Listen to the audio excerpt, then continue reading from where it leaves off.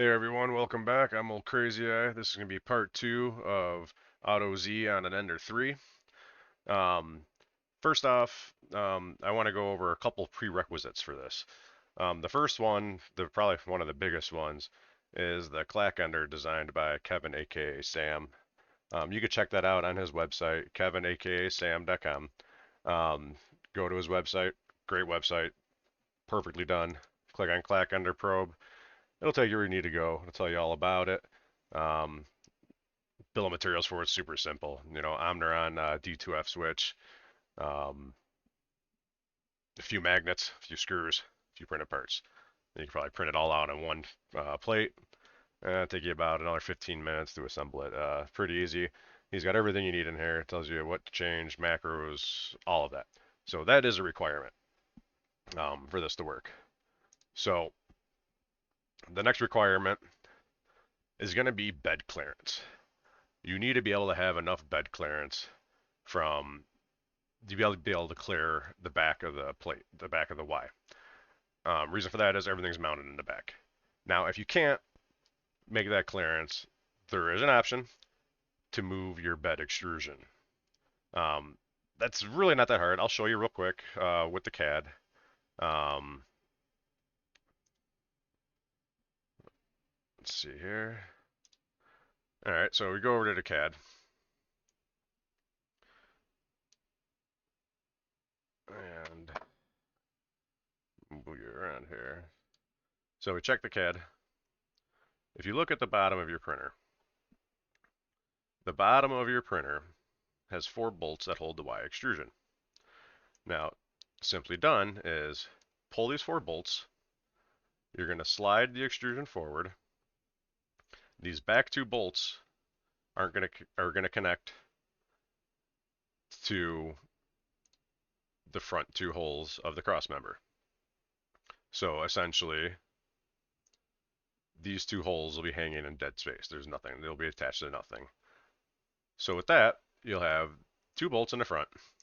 Now you're going to take 2 bolts. I believe it's M5 by 35s, and all you're going to do, two M5 T-nuts in the back, put it on, tighten it up, good to go. And your extrusion will be moved forward. Plenty of room. Like I said, simple job. Move some bolts. Move some bolts, call it a day. All right, moving on. Now we're going to go over to Protoloft's page. That's the design, the basis behind all of this. Without Protoloft, there'd be no Auto Z. So go take a look over here. Great information. I'll have the link for you. Um, all the other information you want to know, how it actually works, it's all here. Okay. For right now, all we need is one thing from here. We need to install it. Very easy to do. You can just copy the zcalibration.py from his GitHub. Copy it, put it in your Word editor. Don't put it in Microsoft Word. That sucks for Word editing documents. Go plus plus or VS Code, something along those lines. Make a file, zcalibration.py, same as it is here, and then you can SSH into your Pi. I use WinSCP for that. And all you're going to do is go to your Clipper folder, Clippy, extras, drop that new file that you created in. That's it. Restart Clipper. Or if you have Git set up on your Pi, easy to do. Just Google it, how to install Git on Pi. Get that set up. And all you got to do is copy this install script. It'll clone his repository. It'll put it right where it needs to go, and done. And even better, you don't have to worry about updating it. It'll update automatically. You go to your Moonraker config folder. You add in this configuration here for the update client Z calibration. Add that in there. It'll show up in your under machine tab. right here, Z calibration, and it's up to date. Simple. Keep the repository going. All right, so you get that. That's all you need from here. All right, so now you have everything set up on your printer as far as the Z calibration goes. Now what you're going to need to do is you can come over here. You can come over here to the my repository. Just I'll leave the link for that too. Old Crazy Eye Auto Z Ender-3. Now the first thing we want to look at is the config. So you will need to add a Z calibration configuration. You could either add that under your printer.cfg, or you can make a new file. I made a new file, and just make sure you include the file that you made in your printer configuration. So your Z calibration settings. So you have a couple positions you need to know. Your nozzle XYZ position. Now that's going to be your position of your nozzle in the X and the Y position over the sex bolt. So because you want to be able to touch down directly on the sex bolt. And then your switch position is going to be where your probe is. So you want where your probe sets down on it. Now you don't want to set the actual clicky part of the probe. You want to set the probe body on it. The probe body is going to click on it. That's where it's going to get its measurement. Same thing, jog it over, get those two, jot them down. Now the bed XY position, that's simple. It's just the center of your bed. That's just the point of your bed that it's going to probe the same spot every time. So center of your bed, nice and simple. You adjust the dimensions per your bed if you have different offsets, whatever. Now switch offset. Switch offset goes kind of with your switch XY position. Since we're not probing the actual clicky part of the switch, that's where this comes in. This is the offset of that clicky part. Default is 0.5. In my case, 0.5 was too far. It was way too far. So right now I'm sitting at about 0.68. When you increase the number, you get closer to the bed. When you decrease that number, that offset, it gets further from the bed. So now you'll configure that out with baby stepping. Take a note of where it says it's currently at as far as baby stepping goes when you start your print. Whatever you adjust, that is how you're going to adjust this number accordingly. If you baby step up, you're going to come back here and you're going to decrease this number. If you baby step down, you're going to come back here and you're going to increase this number. It might take a few prints to get it right. Once you get it right, it's pretty spot on. It stays pretty accurate. I've been using the mod for well, about a week and a half now. Dozens of prints and zero complaints. It just works every time. Most of this stuff you can leave alone. You can come down to your start G code. So I'll show you, we'll go over this in a second too. This is nozzle brush. So as soon as it starts, before it actually starts the probing process with the nozzle and the probe itself, it allows you to call G code. So in this case, we want to brush the nozzle, because as soon as the nozzle is done brushing, it's going to start on with the calibration. It's going to do the nozzle first, and then you could have a different start code for before it probes. So in our case, we're going to go before switch G code is going to be probe out. I will show you this macro too. This is a little bit different than your standard probe out macro, just to reduce some travels. Probe out. That's just going to go and grab the probe, be ready to go. Then it's going to go ahead and probe on the sex bolt, probe on the bed, and then your NG code for that, same thing. You just want it to probe in. Put the probe away, done, good, everything's done. You'll see in your screen, it'll tell you your Z offset configuration, everything else like that. Okay, so now onto what you're going to change in your printer CFG, starting with your stepper Z. For one, you need to get rid of, if you're running a probe right now currently, you need to get rid of probe virtual Z end step. comment that out or get rid of it altogether. You can see here, I just commented it out in case I ever want to switch back, whatever, it's there. So now you want to end your end stop pin. Now that's where you plugged in your sex bolt. In my case, I just used the actual Z end stop pin.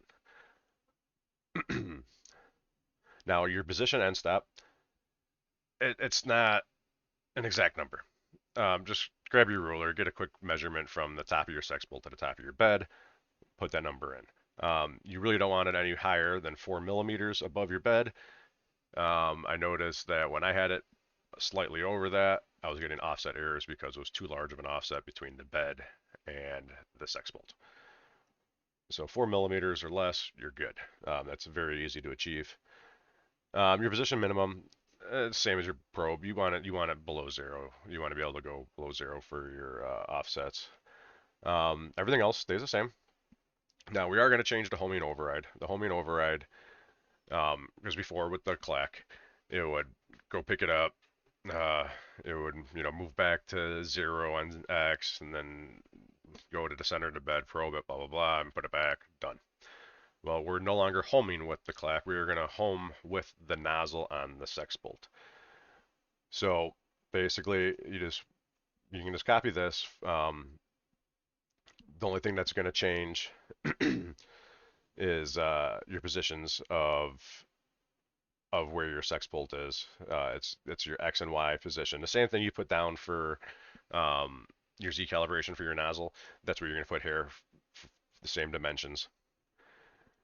And then that's going to be basically it for that. And that's your homing override. It's going to come over, it's going to tap down on the nozzle, on the sex bolt, and it's going to go back to Y0, X0, done. You're zeroed out, you're good to go. All right, so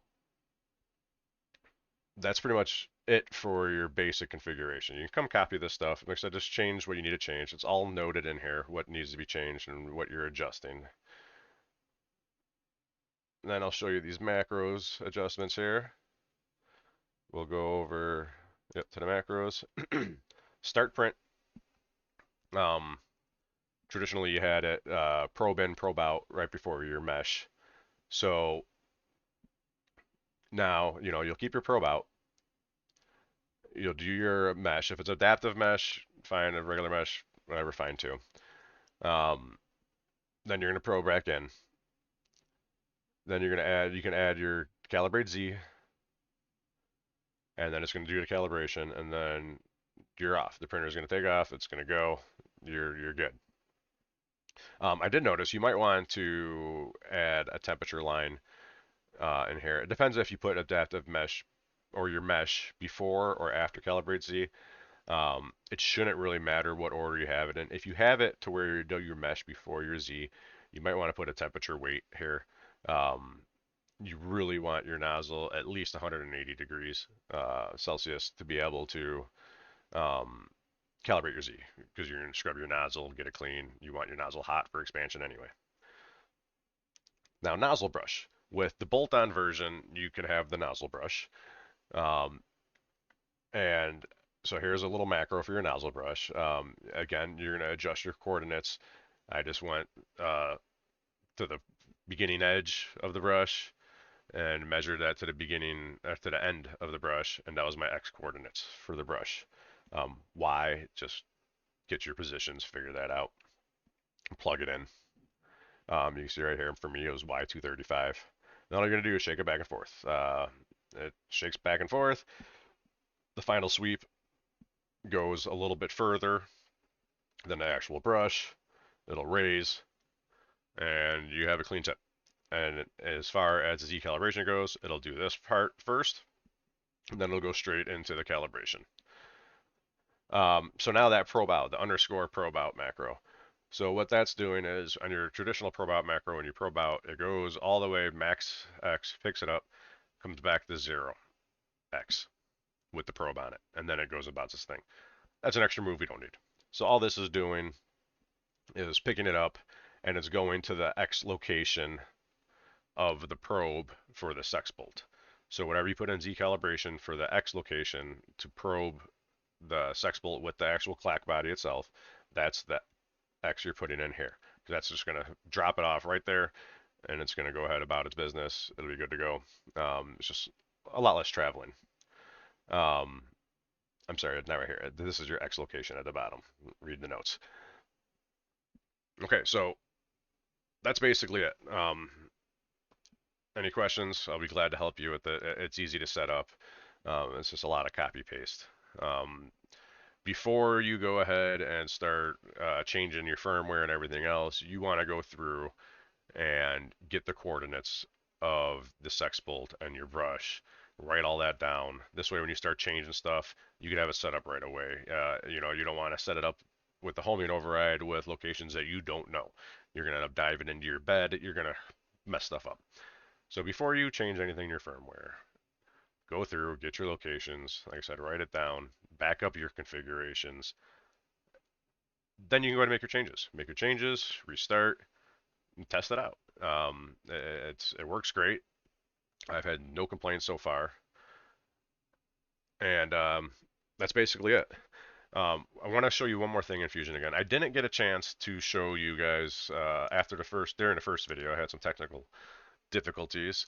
I didn't get to show you the Bolt version.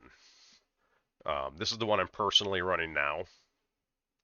So the Bolt version, as you see, it's basically a bolt-on version. It goes onto your back two carriage bolts. Now you will have to likely size these up. They're M530s now. You're going to want M535s for these. Or high, if you're running linear rails too, you're going to have different size bolts. So you use your best judgment for that. I have linear rails personally on mine. I didn't have to increase the size of my bolts, but if you're running the stock carriage setup with V wheels, you likely will have to increase the size of those two bolts. So basically, you just take the nuts off, set this on, bolt it back down. Then when you get over here, you do have a clamp on the bottom, just to hold on. Just keep the nose down, keep it from warping, keep it from popping up. Now there is adapters for the mellow bolt, sex bolt, which is slightly different bolting pattern. And then ones for the Heart K one. So that just bolts on. This will swivel back and forth. This comes up and down. Now, as you see, what the other one didn't have that I showed, the clamp on one, this one has a nozzle brush. This wraps around and gives you a nozzle brush. So there is two versions of the nozzle brush. That one here is which one is this? This one is, if your bed doesn't, like, I have an aftermarket bed. Mine's the Gulf Coast Robotics bed. So my wires come out of the middle. This one works perfect for me. If you're running the stock Creality bed, which I'm sure a lot are, I have a different brush set up for that. That's this one here. It's a slotted one. It's a slotted one to where you can adjust in between to accommodate for the wires coming off the back here and around your stepper. You should clear stepper height as long as you're running stock steppers. But there you have it. There's two different nozzle brushes depending on your setup. You have the first one. This one just pivots here, and then it slides back and forth on here to get your right adjustments. That likely won't work as well when you have the wires come out of the side. So that's it. That's the bolt-on version. I think it's honestly easier to set up and more reliable, in my opinion, than the clamp version. I honestly didn't have much testing with the clamp version, except per the video. It clamps, it locks it down. You should be good to go with the clamp version. If you want a brush, you're gonna have to come up with your own brush. I'll leave a link for one on Thingiverse as well. That several others I know use. So then you just have to adjust your macro accordingly to where your nozzle brush is. If it's on the Y, or if it's on one of your side Z extrusions, you'll have to adjust how you're scrubbing and your distance and stuff like that. Easy to figure out though. You can just modify that same macro that I have there. Other than that, that's it. That's, Auto Z on an Ender-3. It works. It works pretty well. Any questions, just leave a comment and I'll get back to you. Other than that, guys, have a great day, and we'll see you on the next modification.